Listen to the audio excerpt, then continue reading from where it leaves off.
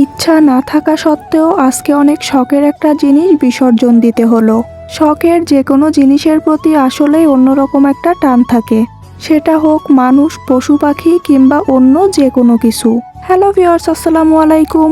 আপনারা যারা আমার ভিডিওটা অনেক আগে থেকেই ফলো করেন তারা তো জানেনই যে আমার কিন্তু একটা স্বভাব আছে, আমি বিকেল হলে একটু ঘুরতে বের হই।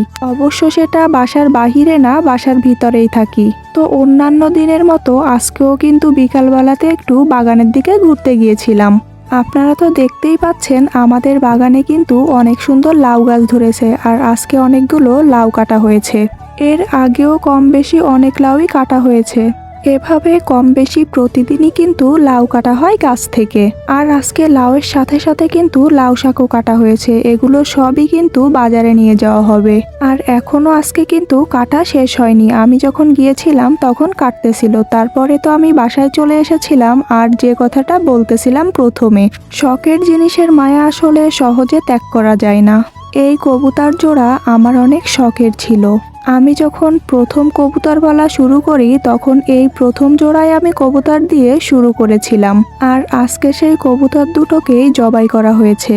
2 দিন আগে থেকে আম্মু বলছিল এই কবুতর দুটোকে আসলে জবাই করে দিবে। তখন থেকে আমার যে এতটা খারাপ লাগছিল আসলে বলে বোঝাতে পারবো না। এখন হয়তো অনেকেই বলবেন আপু তাহলে জবাই করলেন কেন?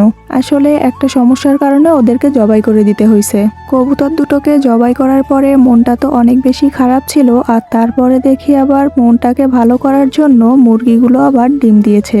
তো ডিমটাকে দেখে মনটা একটু ভালো হয়েছিল। পরে আমি ডিমটাকে উঠিয়ে রেখেছিলাম যাতে মুরগিগুলো ডিমটাকে নষ্ট করে না খায়। মুরগিগুলোর আবার স্বভাব খারাপ আছে, এরা আবার ডিমগুলো নষ্ট করে ফেলে।